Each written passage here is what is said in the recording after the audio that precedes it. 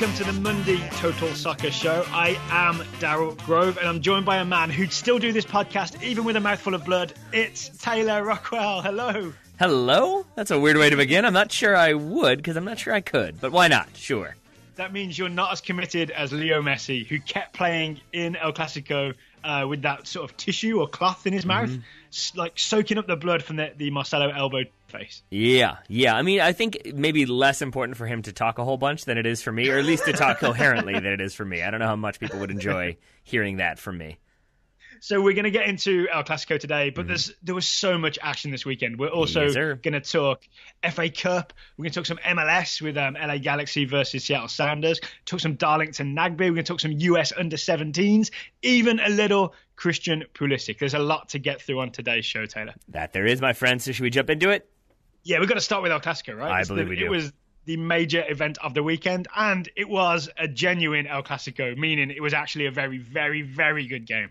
And I did not watch it live, but I enjoyed the text conversation that I was involved in with you, our friend Pav, and our friend Pedro, who's a Madrid supporter. And I knew that it didn't go well when I think your text was, please send my condolences to Pedro, to which Pav responded, he's crying, or you should see his face, something like that. His face is priceless, is what Pav says.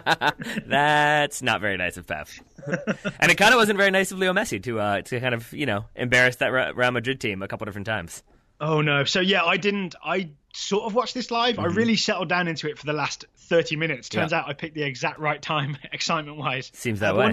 But when I watched the 90 minutes, it was still like a thrilling kind of end-to-end game. Really, really great game. But it was all about Leo Messi. Mm-hmm. Yeah, that's a narrative. We deliberately resist that narrative on TSS, right? That these games are Messi versus Ronaldo, or it's all about one man. Because how can it be when you've got Pique and Rakitic and all these other great players, Suarez, all these other great players on the field? But this absolutely was a Leo Messi game. Yeah, it's like in a movie, like usually it's going to be a Tom Cruise movie where it's like Tom Cruise, Mission Impossible, and then the rest of the cast. That's what this was. It was like Leo Messi, El Clásico, and then maybe Sergio Ramos was the next name. Who's Simon Pegg in this analogy? Ooh, probably, I don't know, because he would have to be on Messi's team, and he'd have to be Sergio Roberto. There it is. Kind of unheralded. People don't quite know why he's there, but in the end, he comes up big. And if you watch that last goal again, it was all Sergio Roberto until it was all Leo Messi. Yeah. Or maybe Neymar, since in the post-match celebrations, I don't know if you saw this, but they did like the team photo in the locker room. And Leo Messi was holding up his phone because he was FaceTiming with Neymar. So Neymar was like the technology guy, the kind of goofy guy in the background. Maybe that's a little more Simon Pegg. So what, was Neymar not allowed to be there? I guess not. I was surprised by that because I knew he was suspended, but I didn't think that meant he couldn't be in the stadium. So maybe he just chose to watch it at home in the company of friends. Maybe he wasn't allowed in the city of Madrid. That also could be. The ban extends that far. Yeah. I mean, I guess that is actually a key consideration there, is that if it were in Barcelona, he's probably there. But traveling to Madrid, it's probably not going to be a very hostile situation. Maybe he doesn't want to be in a Madrid boardroom or in a Madrid luxury box, so he stays in Barcelona and watches there. Yeah. That makes sense. Okay. So what were we so impressed with Messi? I know it's very obvious that he scored the winner in the 92nd minute. Mm-hmm. He carried on playing after that elbow to the face, all that kind of stuff. But was there more to this game? Yeah, I mean, absolutely. I mean, I think you saw kind of it was a snapshot of everything that Messi kind of has to deal with, that he has immense pressure, that he has a lot of dislike from the Madrid supporters, that he has to deal with people it's trying more fear than anything, I would say. Yeah, maybe. But he has to deal with people dealing with his skill by fouling him, by kicking him, by maybe throwing an elbow there. I know Marcelo, I don't think it was intentional, but still, it's an elbow to the face that leads to blood. I'm convinced that wasn't intentional. Yeah. I feel like that's more like an unfortunate incident, compared to, say, Sergio Ramos' two-footed lunge at him. Yeah, and I think if you watch the replay, Marcelo, I think, doesn't even know that something has happened. He sort of is like, what happened? And then he jogs over and then looks very concerned when he realizes what's happened. And so I think genuine sort of regret at what's happened and, I can't believe I did that, accidentally. I'm real sorry. Yeah. But it was sort of everything that, from an American sports narrative, everything everybody wants to see is the quarterback who's beaten and bruised and been knocked down the whole game, but keeps getting back up and keeps making those clutch plays to deliver the victory for his team. I mean, that was Leo Messi in this game. Yeah, you could definitely see this game being sort of like an NFL Films type thing that I've seen where it's all in slow motion and there's a music as a message. Because even the footage is great when when Casemiro scores the opener for Real Madrid, it's not long after Messi has got the elbow to the face, right? So then there's that there's a close-up of Messi holding the cloth to his face, soaking up the blood, just looking super determined, like, I'm going to fix this. And I can imagine the NFL Films announcer guy doing the voiceover in that style. And actually, Dave, doesn't he equalise just a few minutes later? Yes, I believe so. But I think you make a good point there. At least you lead me to a point that I'm excited to make, which is that I think this could be the follow-up companion DVD to Zidane, a 21st Century Portrait. You know, when they just filmed Zidane with a bunch of different cameras from a bunch of different angles in one. Yeah. I think it was a Clásico. In this, I could be wrong on that one, but in this situation, like, everything about this game would be fascinating if you were just watching Leo Messi, because it is takes that elbow, he is bleeding. You can imagine him looking really frustrated when Madrid score. Then he scores himself. Then he's involved in that Sergio Ramos red card. Then he scores the winner. Like, he is really all over the place in this game, and really would be fascinating to watch from beginning to end. The way I saw it as well is, okay, just a little tactics talk. You ready? Barcelona go with that 4-3-3, right? Messi's sort of nominally on the right wing, but he's got absolute license to come and drift in field and dribble at people. Yep. And it seemed to me that Madrid were really concerned about that. Like, remember Casemiro's yellow card is absolutely from Messi doing that all left foot, but goes one way, then the other way. And in the end, Casemiro just sort of gives up. And I think the Ray Hudson, Phil Shane, I think, said, and puts a knife in his back. Yeah. Because it was the only way to stop him. And he got me thinking that so many times Messi would dribble through the middle, would kind of get somewhere, but Madrid would be good enough defensively to shut it down. And the times that Messi actually scores are when he's able to take them by surprise, which I think is a good way of talking about the first goal, the equalizer that Messi scores. It is, because, especially going back to your point about Casemiro, is that I do think he was maybe not tasked with man-marking Leo Messi. It was no Ander Herrera, Eden Hazard sort of situation, but I think he is definitely paying attention to what Lionel Messi is doing. Yeah, and as I think we talked about in the Champions League previews, that it seemed, I can't remember what the report I had read was, but it was basically that Atletico had sort of focused on Casemiro occasionally drifting out of position, and they exploited that to get the equalizer in that 1-1 draw with Real Madrid. In this game, if you watch that, or at least trying to pull him out of position, right? Because he's so unbeatable when he stays home. Yeah, exactly. And in this situation, Messi gets the ball. I think Casemiro steps to him. Messi plays the ball out wide. Casemiro kind of follows that ball a little bit, and it's in that 2 steps from Casemiro that Messi's gone. And then he gets the ball back a couple plays later. He dribbles through 2 other players. I think it was Modric and I think Carvajal. He beats both of them, and then he's just kind of in on goal. But I think that was like the one time that Casemiro maybe slipped for a second, other than when he conceded got the yellow card. It was Messi off to the races and gets that goal. But also, I want to give Luis Suarez credit here. Yes. He does the great... It's Rakitic, right, who puts the ball back across.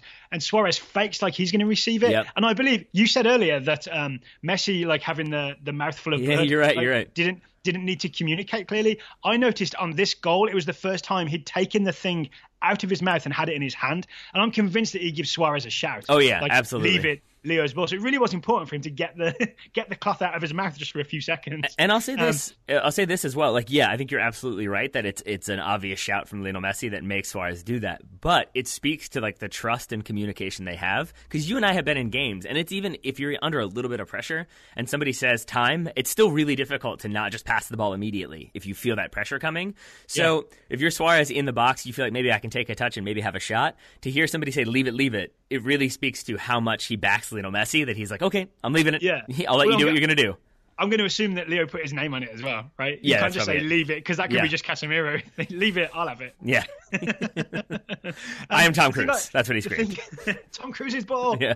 The thing I wanted to get to with this, though, is I felt like every time Messi dribbled at Real Madrid, they were kind of prepared for it, at least numbers-wise. Like, if he beats the first guy, then the second guy gets him. And actually, that's how he gets the bloody lip to begin with. I think he gets away from Casemiro, but it overruns a little bit, so Marcelo steps and wins it and accidentally elbows him. But when Messi takes you by surprise, when you're not prepared for him to receive the ball and dribble, that's when you see sort of Modric and Carvajal just flailing because he's uncatchable when you're not prepared for it. Yeah, and I think to the extent that he can kind of break your spirit. And I really do think that that's what happens with the Ramos red card. Now, I know Madrid Madrid are able to pull one back after he gets sent off in the 77th minute, but Barcelona had taken the lead in the 73rd, so they were up 2-1 at that point. And if you watch this, it absolutely feels to me, and I don't know if you'll agree, but to me it feels very much like the Sergio Ramos of old. And we had talked about this not even a week ago, about remember how Ramos used to be a liability and now he seems like this lockdown defender? It was our UEFA Draft 11 is where we talked about him as no longer a liability. Like, he takes big risks, but he always gets the ball. And here is where he is a liability, because I know, like, you could conceivably make the argument that he's trying to make a big play, he's trying to break up a potential counterattack, but I really do believe that he does this on purpose, that he just thinks we're down 2-1, here we go again.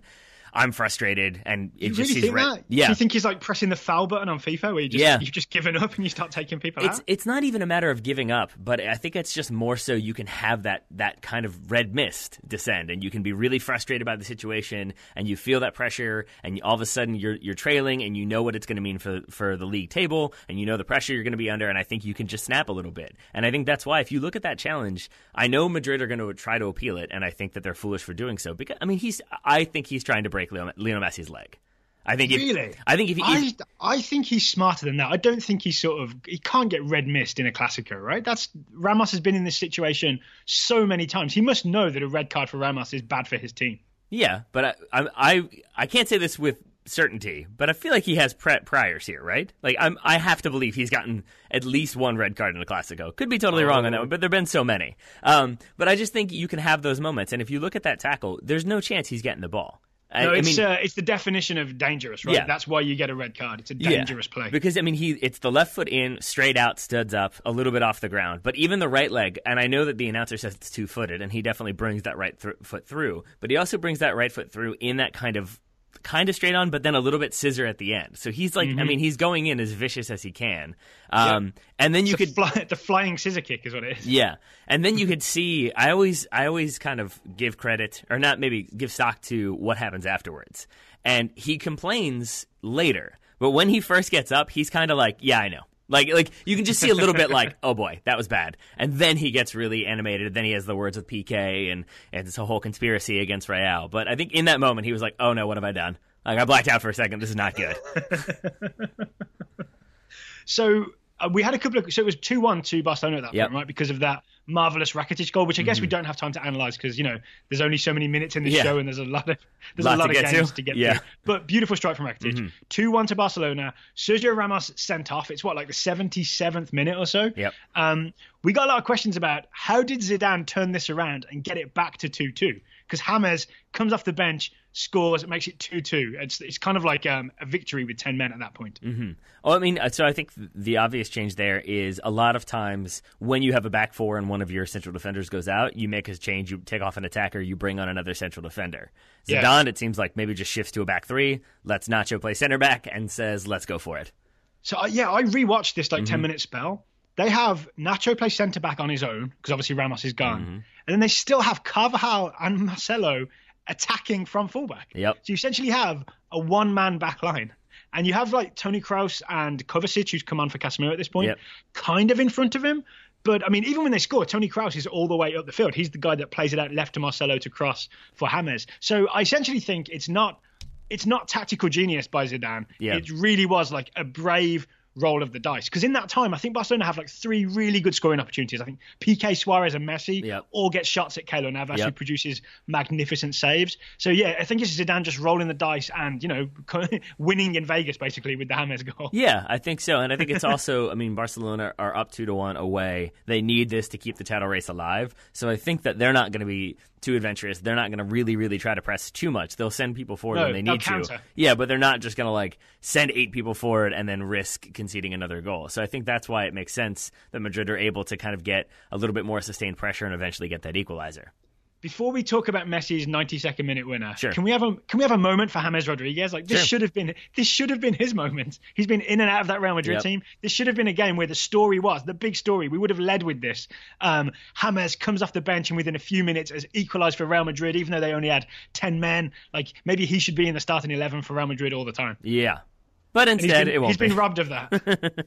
Yep, he has, because Lionel Messi, Daryl Grove, Lionel Messi. Oh, wow. Okay. But so it's more, I would say it's Lionel Messi, but it's also, it's Andre Gomes having, the wherewithal to not be Andre Gomes. It's Jordi Alba with a good ball. It's Sergio Roberto with a great run. And I think you pointed out it's Gerard Pique starting things off. It is. So this goal starts with a Barcelona throw-in down in their own sort of right defensive corner, like almost in the right back spot. You see Cristiano Ronaldo tell his teammates, let's go press. I think they really sort of sense blood, right? They think, okay, we're going to still win this game. Now we've got this equaliser. We're going to keep going. We're going to win this. I think Rakitic throws it back to Gerard Pique. He's under all kinds of pressure. He chips it over a couple of Madrid players into Busquets. Busquets one-times it to Sergio Roberto. And because of that quick move, Roberto's able to then drive up the field in a very un-Sergio Roberto kind of way. And I missed this when I first watched this. I watched it, I saw it live, or I didn't see it live, obviously. When I watched the game, I didn't notice that. I didn't notice it in the many, many replays I watched. And so until you pointed it out, I went back and saw it. And it is ice water in the veins, gutsy from Gerard Pique, because he really does. Right in the corner, yeah. And he really does. He just chips two Madrid players. I mean, he bypasses two right there. Sergio Roberto, I mean, it's an amazing run that goes, 80 yards? He beats two people. Gerard Pique beats two to set up that run. I just think that it really is impressive, and that he's in the 6-yard box when that goal goes in. Also impressive. Well, this is the other thing, right? I mean, you think it's not just, I'm not sure if you agree with me on this, but I would argue that it's not just that Pique's in the 6-yard box. It's that he's charging forward and he's part of the wave of Barcelona attackers that forces all the Real Madrid defenders to back off towards their own goal because they feel this wave coming. Yeah. So the only other man who sees that wave where it's going and picks the right place to be is Leo Messi. Well, right? So before we get to Messi, though, because I do want to go back to that kind of wave for a second, because Sergio Roberto gets the ball, turns, he beats Modric. I think he beats Marcelo as well. He does. Once he does, he kind of single-handedly, obviously the PK chip helps, has sprung a 6v3. And so you're going to have Madrid players dropping back. I think Modric goes sprinting back to try to cover. And good on him. But when you have the numbers the way you do, it creates chaos. And so no Madrid player is going to be like, okay, I know where I need to be. I know who I need to be marking. I know exactly where my positioning needs to be. And because of that, I think that situation, that sort of chaotic moment, leads or kind of favors the person who can figure things out the fastest, in the run of play. And that man is Leo Messi. So here's what he does. When he sees that wave, he surfs it. And he surfs it by making his run not into the crest of the wave where everybody else is. He just goes across the top of the box instead, where there is all kinds of space. And did you say it was Andre Gomes doing not Andre Gomes things? Yes. Which I think is kind of harsh, but okay. You know what I mean. Yeah. But he just holds it up. Able to cut it back to Messi in space. Yeah, but it's everybody. Well, no, it's Jordi Alba is the one who cuts it back. It's Andre Gomes holds it up, and then he plays in Jordi Alba. So he holds it up enough that he sucks in a Madrid player. Jordi Alba overlaps, and then he plays him in. And that I think was what was so impressive for me about this entire sequence is you go back to the Messi run when Sergio Roberto is still on the ball. Messi starts to sprint for a half second and then realizes that the numerical advantage is on that left side where Andre Gomes is, where Jordi Alba is. So again, he doesn't just overrun and scream for the ball. He holds up. And he waits, and as soon as that ball goes wide to Andre Gomes, Gerard Pique goes running past. He pulls that Madrid backline with him. Suddenly there's space in the middle, and again, Messi just kind of waits and lurks. Then he gets into that area, and that's when Jordi Alba drops that ball back to him. Oh, and again, if this was the NFL films, this is where the music would come to a crescendo as Messi sort of just steps up kind of calmly, right? There's that angle from behind the goal, and you see the look on Messi's face, and it's very composed, where he buries that ball from, maybe 12, 15 yards out? Yeah, and then runs off and does the jersey off celebration, which leads to the great meme. I don't know if you've seen it, of the clothesline. Have you seen that yet? Yes, when he's hanging his washing out. Yes. That's good stuff. But it also kind of throws the La Liga season into chaos now, because Barcelona now on top of the table, albeit with a game in hand, or Madrid have a game in hand, but same number of points, and then La Liga is head-to-head, so it would mean that if they finish level on points, Barcelona win because of this result. So really interesting title race coming due in the last few weeks of La Liga, right? Which we don't always get to say. So I'll be excited to keep an eye on this. Maybe we'll pay closer attention to the La Liga title race this year, because it looks like it'll be tight. And I would never have thought this possible, like even a month ago. But I have a suspicion that Barcelona are going to win this.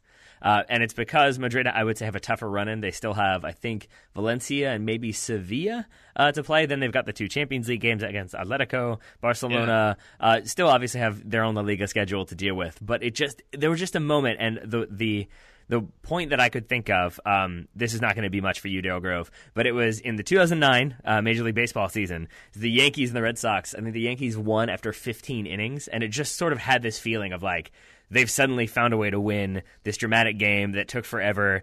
They didn't win it till late, and it felt like kind of the momentum for the season changed. The Yankees going to win Major League Baseball that year. Win the World Series, rather, of course. And it just feels a little bit like that this year, that you could see like Sergio Ramos' face and Ronaldo's face as the goal went in and as the red card was given. And you contrast that with Barcelona, and it just feels like maybe there's a little bit of belief back in that Barcelona team. See, I don't believe as much in sort of the magical, emotional thinking. I feel like we could do a whole argument about how real that stuff is. But I do believe in Ramos being suspended. Yeah, that won't help, especially because I guess Varane is back, maybe, but still probably not 100%, still nursing an injury. So you're going to have Varane and Nacho as your 2 like sole healthy center backs, or sole eligible center backs. So really, Nacho is like the 4th choice centre back in many ways, right? What's going on with Pepe? Is Pepe like shopping for real estate in China? He broke ribs. He broke his ribs, I think, against Atletico, actually, and so he's out, I believe, for the rest of the season. Wow, so that's a defensive crisis for Real Madrid. It is, and unfortunately for Madrid, things aren't much better at youth level, because we have a report from Keith Kalmbach scouting Federico Swervi Valverde, the 18-year-old Uruguayan midfielder for Real Madrid Castilla. I'll just tell you, I want to interrupt you just in case anyone's not familiar with what's going on. This is a key part of the Total Soccer Show. We have our listeners are scouting promising young players for us, and they send us reports on what those young players are up to. And on today's show, we're going to weave those reports into sort of the games that link up with those reports. Valverde, Federico Sorbi Valverde, has continued to look like Castilla's best player, even as results don't go their way. They've lost the last 3 matches, and there are rumors that Castilla manager Santiago Solari will be fired for his efforts. I remember Santiago Solari. Yeah. So maybe he loses, maybe Castilla not having a strong season. Now the senior side in a little bit of difficult situations, we'll put it that way. Oh, man. I bet Valverde wishes he was a centre-back. Yeah. Good shout. Good shout, Mr. Grove. I mean, how hard is it if you're Valverde to find a path? Valverde's an attacking midfielder. It's so hard to find a path to the Real Madrid first team. Right? Yeah, they've got a couple of those already. They certainly do. Okay, should we move on to... Oh, no, before we talk about FA Cup, Taylor, should let you know, today's show is sponsored by Ruffneck Scarves. Ruffneck Scarves, the makers of the official scarf makers for US Soccer, MLS, USL, and NCAA. But you can also make your very own custom scarf. And so we put out a tweet saying, if you were to make a custom scarf for Leo Messi, what do you think should be on it? We got many, many good responses. Here are just a few of them. Starting with Patrick Malloy, whose tweets, just a picture of a manual transmission clutch. That makes sense. Especially given the results this weekend. That's to say Messi is clutch, right? Correct, yes. Okay. Aaron Cook says, Aaron Cook just tweeted us a photo of a Gryffindor scarf and added that it should be packaged alongside the Elder Wand. Yes. So I am not as big of a Harry Potter aficionado as you, Taylor. I assumed it was a Catalan scarf because it was red and yellow. Yeah. I mean, its colors are a little bit different, but sure, why not? You don't believe me, though, do you? I really think it was Catalan. Wait, do you actually still believe that? Well, I believed it at the time. Yeah, I mean, I believe that you thought that at the time. I believe that you didn't look at it closely where it said Gryffindor on it. Fair enough. Preston Gleaton says 2 Messis, one on the left and one on the right, posed in a jumping high-five freeze frame. When worn, it shows 2 Messis jumping and high-fiving each other. That works because I think that could actually be a scarf. So, when like, 2 sides of the scarf hang down next to each other. Yep, exactly. Yeah, all right. I prefer Messi high-fiving Pique for his role in that goal. All right, sure. But I like the idea of Messi so good that he high-fives himself. All right, Matt at Northwood Guitar says, a streak of woven blood, a lion sitting on the number 500, then a faux beard on one end of the scarf. All right, let's break this down. Streak of woven blood, I assume, is from the mouth bleeding. Yep. The number 500, is it 500 goals that Messi has scored for Barcelona? I believe that is correct. And the faux beard on one end of the scarf, I think, is maybe the best idea from all of these tweets. I assume this is like the tassels of the scarf turned into Messi's beard. Yep, I think it is, and I like it a lot. More on the 500 here in just a second, because we had a tweet from Amaris Cervantes. It would include this picture. The attached photo was just a photo of Cristiano Ronaldo having a tantrum, and then 500 balls falling on top of CR7 because Amaris is going for the petty. Can we assume Amaris is a Barcelona fan? I would say so, yes. Jordan Reed says, on one side, a form 1040, or the Spanish equivalent. I know from recent personal experience that is your tax form. On the other, a picture of a goat, greatest of all time, all in Barca colours. Well done, Mr. Grove. Yeah, that's a little bit of like shade on Messi and then celebration of Messi. Yeah, I think so. I think we'll see a little bit more of that. Clayton Diaz, so one side would just be images of goats. The other side would just say, sorry, Pele. Poor Pele. Yeah. Insert name here. He's had his time. Insert name here at Gringo Laquismo yep. says Messi holding up his jersey as that was the most ruthless thing I've ever seen in my life. Yeah, he took that yellow card with no regrets, right? He definitely did, and it was funny because you could tell for a moment he wanted to like say something to the official, and then he just walked past him. But for a minute, I thought he was going to be like, "Really? Even for that? Come on, man!" And finally, Leah Novakovsky says 2 colors: Barcelona and Argentina, a goat on the Barca side, and the crying Jordan meme on the Argentina side. Wow! Oh man. Okay, this is a little side topic. I'm still convinced that Messi's Argentina career is not as bad as people say. Wasn't he? Okay, World Cup 2014 runner-up, scored a ton of goals to get them there, and I believe got the Golden Ball for Best Player at the 2014 World Cup. I can't remember if that's true or not. I know he got the Golden Ball at the 2015 Copa America and chose not to accept that award. Oh, interesting. So maybe he got it twice in a row. Yeah. But I get maybe the crying Jordan for losing so many finals. Yeah, I think so. But as we all know from Brooks Peckett Dirty Tackle, that is all Gonzalo Higuain's fault. Yes, of course. Of course it is. Gotta blame somebody. Might as well be Higuain. So yes, thank you to everybody who came up with those custom scarves. If they wanted to order and design a scarf like that for Leo Messi, what could they do, Daryl Grove? You go to ruffneckscarves.com, RUFFNECK scarves.com, and if you use the coupon code TOTALSOCCERSHOW, all one word, all uppercase, you will get 20% off anything you order, whether it's an individual, say, US national team scarf, or whether it's like a big batch of scarves that you design yourself. You get 20% off with the code TOTALSOCCERSHOW. There we are. And to use the parlance of your people, shall we off to the FA Cup? The parlance of our times. Yes. Yeah, let's talk FA Cup. Okay, so Chelsea beat Spurs 4-2, and Arsenal beat Man City 2-1. So we're looking at a Chelsea-Arsenal final in the FA Cup. But we're also looking at Pep Guardiola not getting a trophy this year. Yep. And Pochettino, I want to say, being sort of beaten by Antonio Conte. Is that a fair summary of what happened? Yeah, I think so. So which one do you want to start with? Should we go with chronological? Yeah. Who played on Saturday? It was Chelsea Spurs, right? It was indeed. Chelsea 4, Tottenham 2. And I think the key thing here would be Chelsea being ruthless. And that is Conte playing some players that maybe haven't seen much of the pitch this season. And it's Chelsea really taking their opportunities, only having 5 shots in the game, scoring 4 goals. I would say that's ruthless efficiency overall. It's also it's an FA Cup semi-final, right? It's a big deal. The idea of, and it's also Antonio Conte's first ever FA Cup semi-final. I'm assuming he wants to get to the FA Cup final with Chelsea. The idea of being brave enough to rest Hazard and Costa, and then if that goes wrong, you're in all sorts of trouble with the fans, with the media. You'll get a lot of criticism. But Batshuayi does fine as centre forward from what I've seen. You know, he's involved in the build up to one of the goals, I believe. Willian steps in, I think, scores from that free kick. So and scores the penalty, I believe. And scores the penalty. Yeah, it's almost like Conte proving that he does have strength in depth. He just chooses to start Costa and Hazard all the time because they're real good. Yeah, I've seen it written a few different places that this was sort of like the force of personality of Antonio Conte, that he was just there, and you got this idea that like his team really did not want to be the ones to let him down, and so they performed the way they did as a result.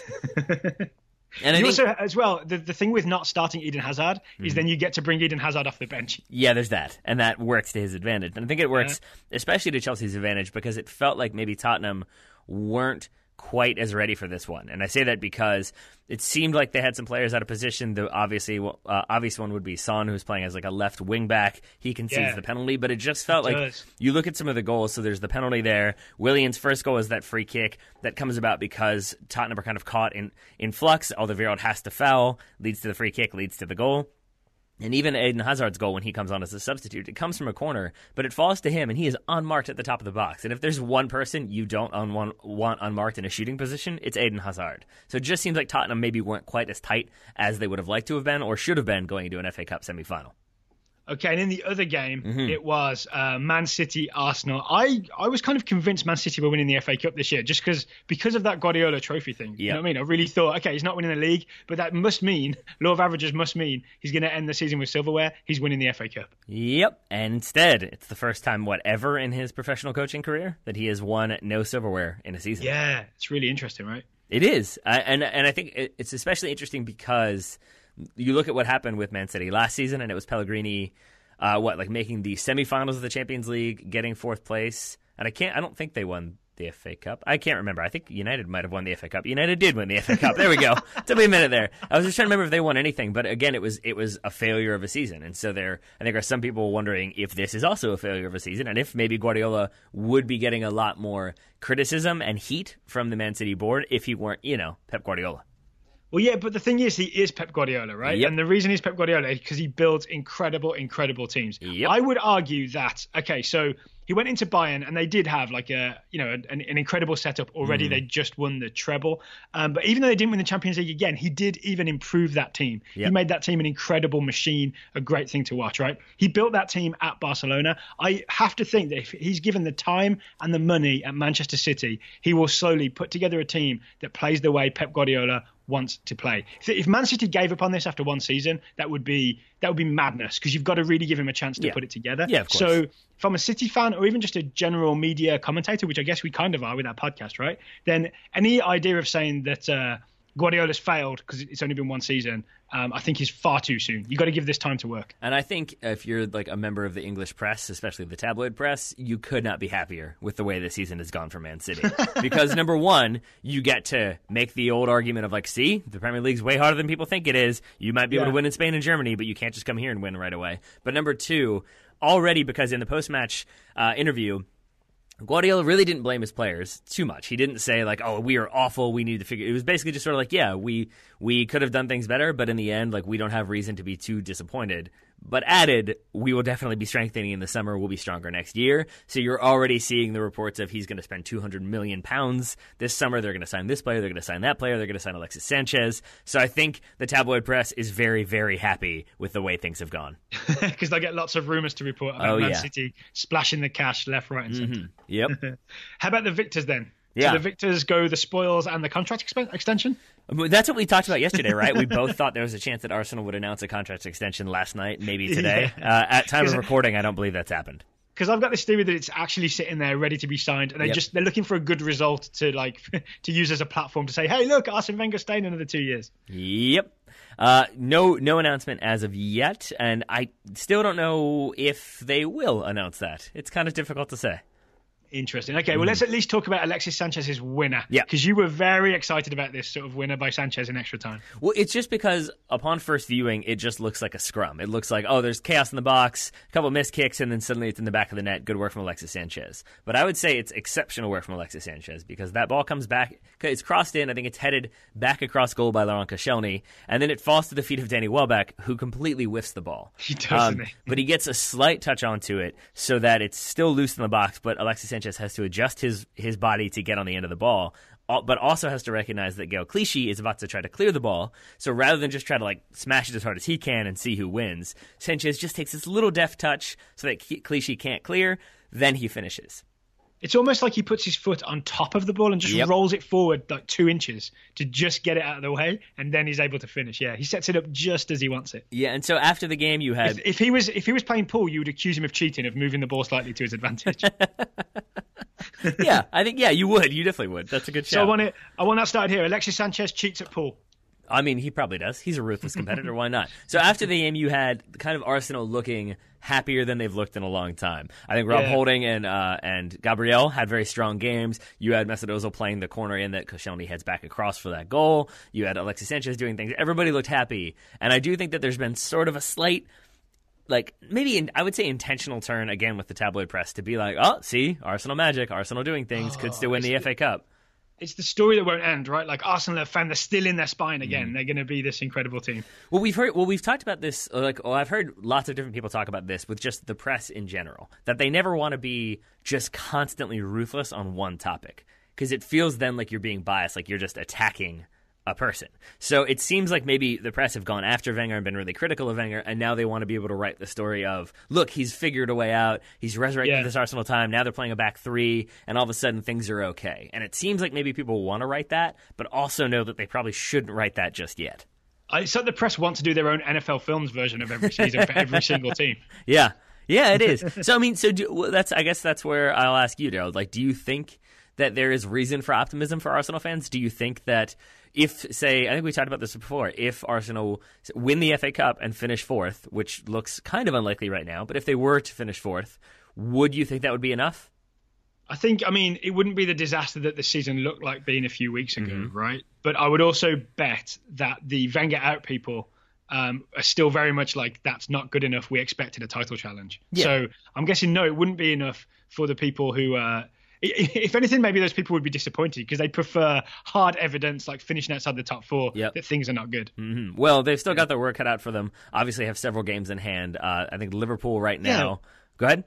I was going to ask, what is the deal? Are they like 3 games in hand? They're several points behind, but with 3 games in hand. So if they win those games, suddenly they'll go from 7th up into the top 4, right? Yeah, so they're 7th right now. There's Everton in there as well. But the big ones were because Everton have played a fair amount of games more. It's Liverpool are in 4th, 66 points from 34 games. City behind them, 64 points from 32. United, 63 and 32. Arsenal, 57 and 31. So Arsenal played 3 fewer games than Liverpool. If they win all those games, they're level on points. City and United have played 2 fewer, but they play each other, so neither one is going to be able to take a full 6 points from those remaining games.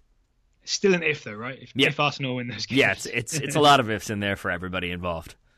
Okay, before we move on to what the US Under-17s in World Cup qualifying and some MLS talk, we've got a couple of scouting reports somewhat related to these Arsenal and Chelsea games. That we do, my friend. The first one comes from Jeff Markman, scouting Jeff Ryan Adelaide, the 19-year-old French midfielder for Arsenal, sort of. Arsene Wenger revealed on last Friday, that the Jeff will miss the remainder of the season with an ankle injury that is expected to keep him out of action for around 6 weeks. Whether or not Arsenal make the Champions League, it is neither his fault nor to his credit. Exactly. All right, other report about a Chelsea player. It's from Cal Derleth, scouting Kennedy, 21-year-old Brazilian winger / left-back for Chelsea. Since returning to Chelsea from his unsuccessful loan at Watford, Kennedy has gotten a very limited number of minutes and has mostly served as an unused sub for the Blues. He didn't make the game day roster for Chelsea's FA Cup win on Saturday. Yeah, so not great reports for either one of them, but some more exciting, promising reports from some exciting, promising players up next, because we're going to talk US U17s. Is that correct, Mr. Grove? Yeah, so if you weren't paying attention this weekend, the US Under-17s started the CONCACAF World Cup qualifying Under-17 Championship down in Panama. They played Jamaica. It was 0-0 at half-time. It was 5-0 at full-time. And lots of US Under-17s are in the TSS Scouting Network. There's a lot of players we're very excited about because this is like the generation that's full of talent, right? Yeah, and I didn't watch this one live. I went back and only watched the highlights this time. And I knew it finished 5-0, and I didn't really read anything else about the narrative because I just wanted to see the goals for myself. And so I kept clicking through like, okay, when are they coming? Like, this is ridiculous. And really it was 1-0. Chris Durkin gets the header off of a corner to put the U.S. up. And then it really is, 4 goals in the span of maybe 15 minutes or so, or 10 minutes even? It's about the last 10, 15 minutes, the rest of the 4 goals come, Yeah, Jamaica kind of put their heads down, kind of maybe quit trying as hard. If USA happy to capitalize on that kind of slackness from Jamaica. I'd actually say once the second goal goes in, Jamaica were more like, all right, we might as well push some men forward, push some young men forward, and then they just leave all kinds of holes for the US to exploit. Yeah, that's fair. But one player who didn't do too much exploiting of the Jamaican defense was Andrew Carlton. We had a report from James Jones about Andrew Carlton, the 16-year-old American midfielder for Atlanta United. James said Carlton started in the game against Jamaica, but he wasn't his finest hour. He had a few misplaced passes and struggled to find an opener. He was subbed off in favor of Timothy Weah, who immediately scored. Andrew Carlton also missed a penalty in this game. He did in the first half. It was a not particularly well taken penalty either. It was like it was a little soft and a little too much towards the middle. It looked very savable. Yeah. And so I didn't watch this from start to finish. I watched chunks of it. Every time I saw Andrew Carleton, he was trying to take people on and make things happen, and was kind of, sometimes getting past someone, sometimes running out of bounds, sometimes getting tackled. Like, it was one of those things where I feel like he almost felt the weight of, I'm Andrew Carleton, people expect a lot of me, I'm going to make something happen, and then wasn't quite able to. And it might also just be the situation that this is a Jamaica team that the United States have beat twice and beaten them pretty handily in the last 6 months or so, if not sooner. So it might also just be that the longer you go without scoring, the more pressure you start to feel, the more you feel like, okay, I got to go out there and make something happen, otherwise things aren't going to go the way we want them to. And then you can start to kind of put your head down and not really play as a team anymore. You can start to really function as an individual. And I think that's why you did see that change from John Hackworth, which worked out pretty well overall. Yeah, and there's also the idea that Carleton is kind of probably a marked man. It's kind of literally and figuratively. Yep. You know what I mean? Like, teams are ready to shut him down. Yeah, but as James said and Zach Betcher said, he emailed in, he is scouting Timothy Weah, the 17-year-old American forward for the PSG Academy. Yep. Weah was on the roster for the US CONCACAF Championships. He was second half sub in their first game against Jamaica. He looked lively. He scored the team's second goal. They scored 4 times while he was on the pitch, leading some, notably Will Parchman, to speculate that he might start over Andrew Carleton in the USA's next game on Wednesday against Mexico. So this is kind of a big game, right? It's US-Mexico in the group stage, Wednesday evening. You can find it on YouTube.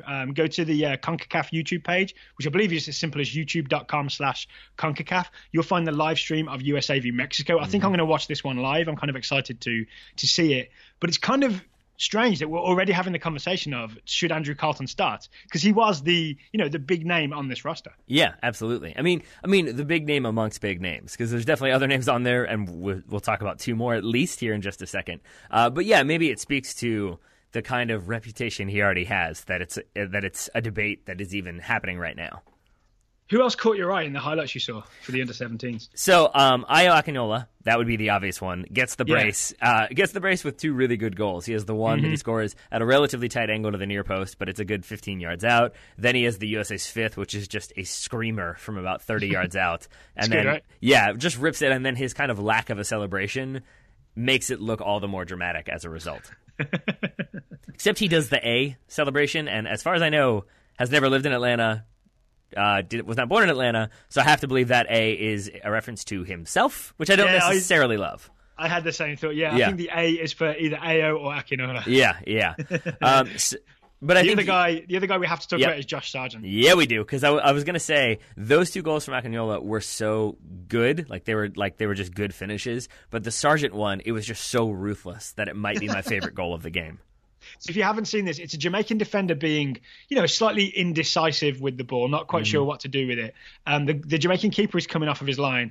Josh Sargent sees all of this happening and just kind of leans around the defender and pokes it, not just away from the defender, but past the keeper and into the corner. Because the keeper would come off. Opportunistic. But it's so good, because anytime you have those, and it reminded me not just in the ability or the way he's built or anything like that, but it reminded me of a Leo Messi goal, just that we've seen so many times him beat a player and then just pass the ball almost insultingly in, that it just barely hits the back of the net. That's what this goal looked like. It was just sort of, he gets a toe to it, Jamaican goalkeeper's off his line, Jamaican defender's not ready, and it slowly rolls into the back of the net. But it's just such a ruthless little tap from Sargent that it stood out to me. And in case any Atlanta United fans are listening or any big Andrew Carleton fans, I know we obviously were a little down on him after this performance, but you said something to me before we recorded that made me kind of optimistic about Carleton as a member of this team. The thing that I always, that I love celebrations. Thank you. I completely forgot about this. As we said, the United States scored 4, I think, with him off the pitch. I can't remember. Yeah. And it was amazing to me that with every goal, you would see the U.S. bench. He was always the first one up celebrating. Even with that 5th goal, he was pumped. And so at least it wasn't sort of I'm supposed to be the best one and I got subbed. I hate this. It was a very all right, things are good, things are okay. There was no Giovinco moment, put it that way. No slamming railings or anything like that. All right, so once again, it was USA 5, Jamaica 0 in the opening game of the CONCACAF tournament. It's USA v Mexico Wednesday evening. We'll let you know what happens in that one, but you can also watch it on the YouTubes. Speaking of young Americans, Christian Pulisic got himself a penalty this weekend for Borussia Dortmund. And we found out about this via a scouting report, but not about Christian Pulisic. Nope. Is from Vu Tran, scouting Mahmoud Dahoud, the 21-year-old German midfielder for Borussia Mönchengladbach for now.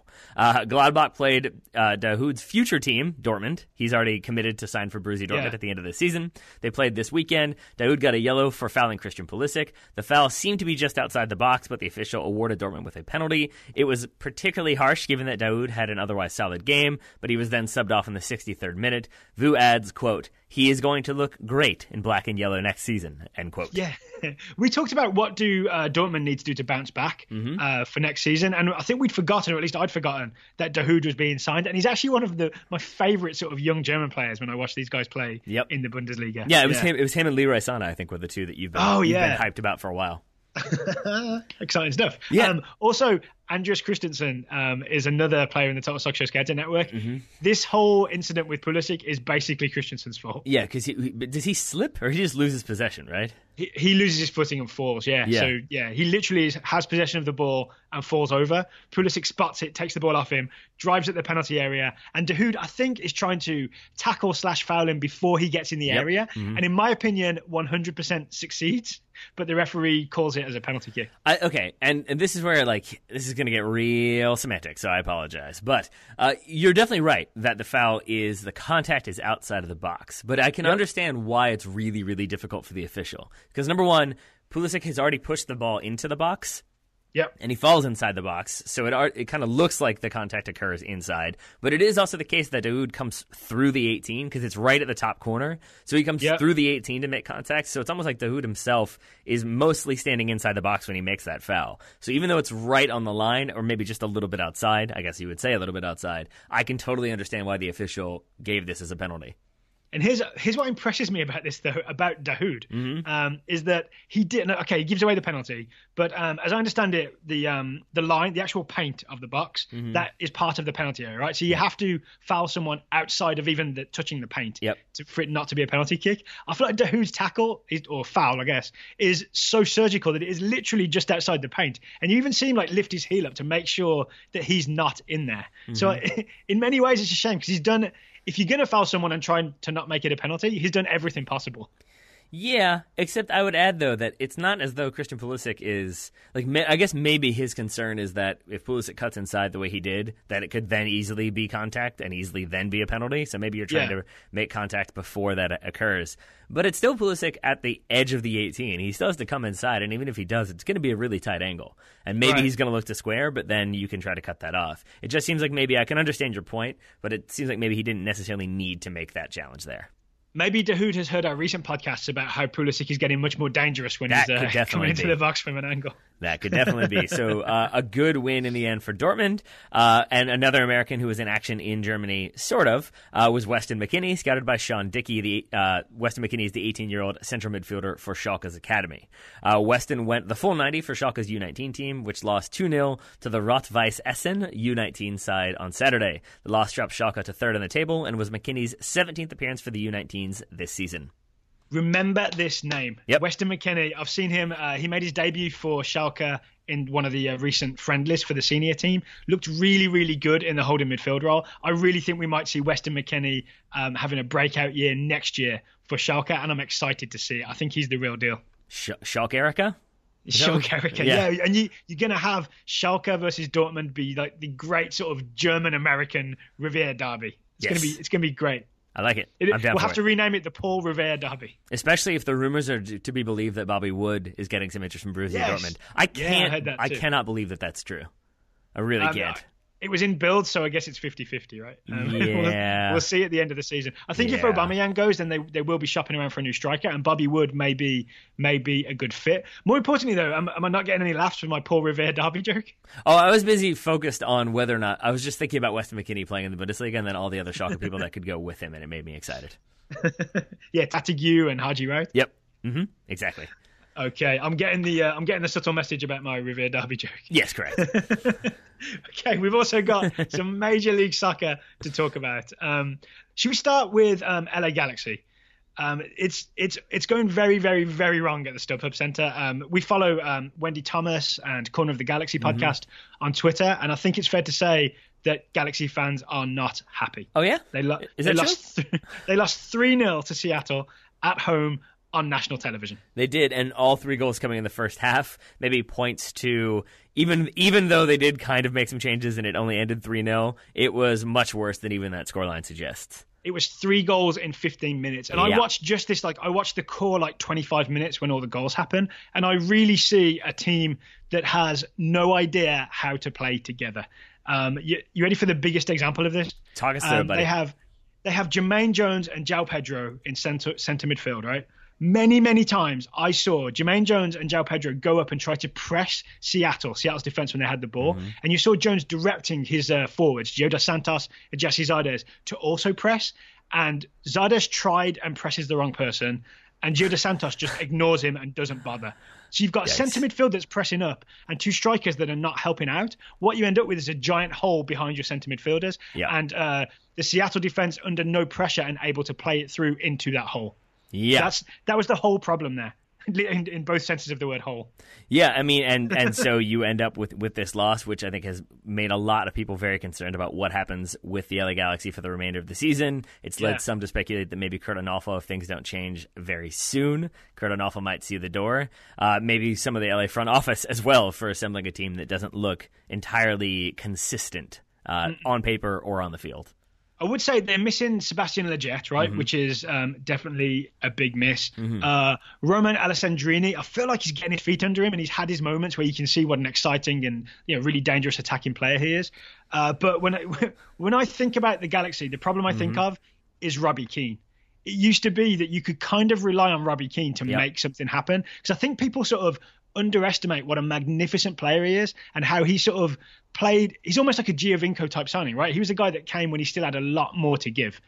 So it was a huge thing to have Robbie Keane for the LA Galaxy. Now that he's left, there just isn't the same threat. Like, as much as I like Gio dos Santos, some of the skillful stuff that he does, he's nowhere near as dangerous as Robbie Keane. I feel like Mexico fans are going to be mad at me for that. But No.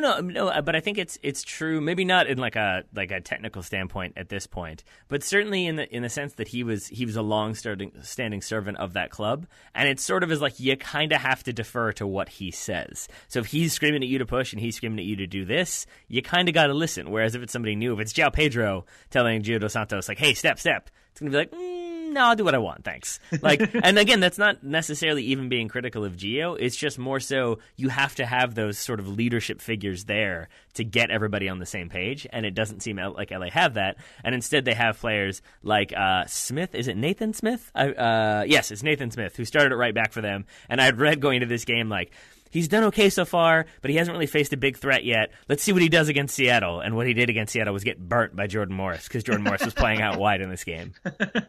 Did he play right back? Smith did, yes. Yeah, so a lot of goals come from that flank. I mean, the first goal was Ladero chipped a nice big cross in for Clint Dempsey to head. The second goal was Jovan Jones crossed from the left, and it forced an own goal from Ashley Cole. So I feel like, a lot of trouble came down that flank. All right, so if you're the Galaxy then, so do you think, if you're a Galaxy fan, are you hoping that Onalfo figures it out? Or are you hoping that maybe people just realize this isn't working, we got to change it up, let's bring in new faces? I mean, he'd have to figure out a lot of things very quickly and turn this team around, right? Yep. I don't remember the Galaxy being sort of this bad ever. So, who does that mean, Daryl Grove? I have no idea. Jürgen Klinsmann is the local option, right? Yeah. He's California-based. I've seen a lot of people... Ziggy Schmidt was there. He was at the StubHub. That's the other one I've seen, because I've heard Bob Bradley as well. It seems to me, if I had to bet, that Bob Bradley will end up coaching in LA, but not for the Galaxy.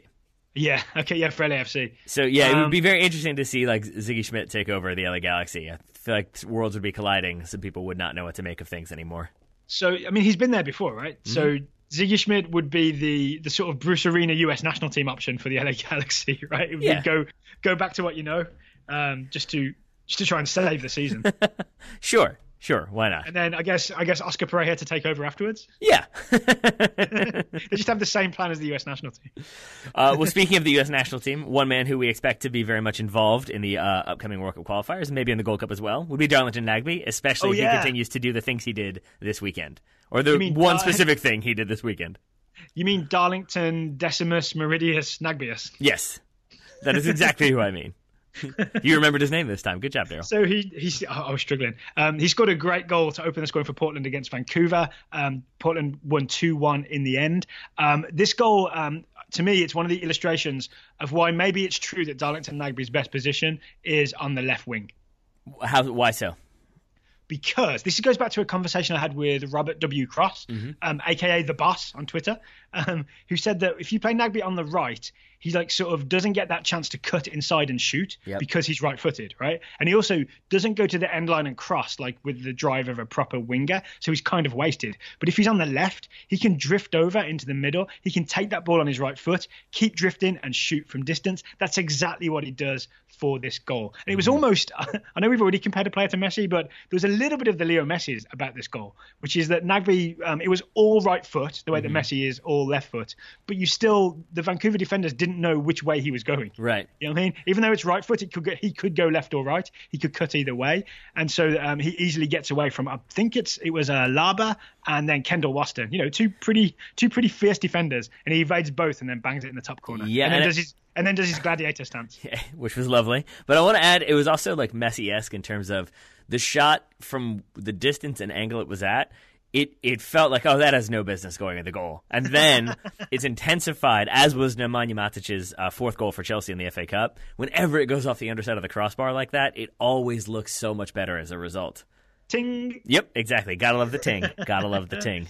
And there's definitely something for me in that. I know I was joking about the gladiator stance, but it got a lot of attention. There's something about Nagbe taking that stance that is a lot more confident, almost to the point of enjoyable arrogance about him, which wasn't there before because he was kind of this very shy player. He was, and I'm happy that he is no longer shy, at least on that day. I mean, Vancouver fans may feel differently. Yeah, there's probably that. All right, so I think with all that said, we have, 3 more scouting reports to get to? Yeah, wow, what a fast-paced show. Yeah, right? This is like, not maybe the high money value, but it's been kind of like the Clásico, the way the pace this show has happened. Yeah, well, now we're about to go France, Africa, and then I think Italy as well. Or Italy and France kind of combination. All right, let's do them. We've got 3 more scouting reports. Start us off, Taylor. All righty. First one comes from Beth Jolly and Alex Barone, who are scouting Kylian Mbappe, the 18-year-old French striker for AS Monaco. Beth and Alex have run into a problem, which is that Kylian keeps doing things on such a big stage that that would be you and I, talk about them before they can write their report. So instead, they've sent stats. To place his Champions League performance in historical context, Kylian became the first player in Champions League history to score in his first 4 knockout stage games, and the youngest player to score 5 goals in Champions League history. Basically, Beth and Alex say, here's the quote, "It was easier to break news about him back in those bygone innocent days of 2016 when it was all obscure bootleg youth team YouTube clips before he went all mainstream Champions League on us," end quote. So this is like the hipster band sort of situation. Yeah, exactly. Now he's blown up. Now it's like, oh, I liked him better when he was just scoring against like Rennes' second team. This is no fun. I'll tell you what we do want. We'd love some transfer rumors because those are going to be out there for Mbappe. So I'd love to know who he's linked with and where he's going. Everyone. And lots of money. Everyone. Maybe Arsenal would be a good fit for him.